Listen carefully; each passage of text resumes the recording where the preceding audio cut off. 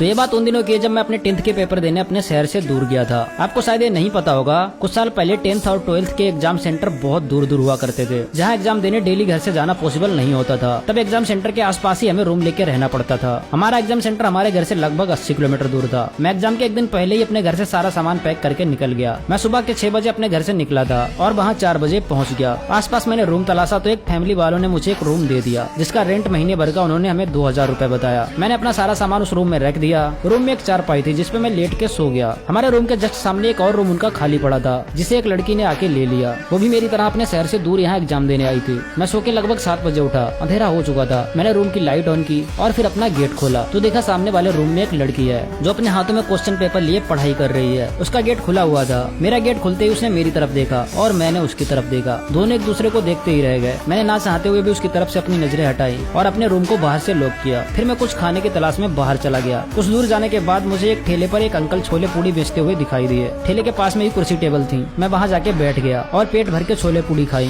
फिर अंकल को पैसे देके वहाँ से रूम की तरफ चल दिया। मैंने जैसे ही मेन गेट के अंदर एंटर किया, मेरे सामने वो लड़की खड़ी थी। उसने धीमी आवाज में मुझसे पूछा, हेलो क्या आप यहीं रहते हैं? मैंने बोला अरे नहीं, मैं यहाँ एग्जाम देने आया हूँ, मेरा घर यहाँ से काफी दूर है। फिर उसने बोला क्या आप मेरी छोटी सी हेल्प कर दोगे? मैंने बोला हाँ, क्या हेल्प चाहिए आपको? उसने मेरी तरफ 100 रुपए का नोट बढ़ाते हुए बोला, क्या आप मेरे लिए कुछ खाना ला के दे सकते हैं? मुझे बहुत ज्यादा भूख लगी है पर बाहर अकेले अंधेरे में जाने से डर लग रहा है। मैंने उससे वो 100 रुपए लिए, वापस से उन अंकल के ठेले पे गया और उसके लिए भी छोले पूड़ी पैक करवा कर ले आया। मैंने उसे खाना दिया। उसने मुझे प्यार से थैंक यू बोला और अपने रूम में चली गई। मैं भी अपने रूम में आया। कल सुबह ही मेरा एग्जाम था। मेरे पास उस टाइम एक कीपैड वाला फोन था जिसमें मैंने सुबह 6 बजे का अलार्म सेट किया और सो गया। सुबह 6 बजे जब मैं उठा, मैंने अपना गेट खोला तो देखा उस लड़की के रूम पे ताला लगा था। वो मेरे से पहले ही अपना एग्जाम देने के लिए निकल गई थी। मैं जल्दी से तैयार हुआ और अपने एग्जाम सेंटर वाले स्कूल को ढूंढता हुआ स्कूल पहुंच गया। और फिर वहाँ मेरे साथ कुछ ऐसा हुआ जिसके बाद वो अजनबी लड़की मेरे लिए बहुत खास बन गई।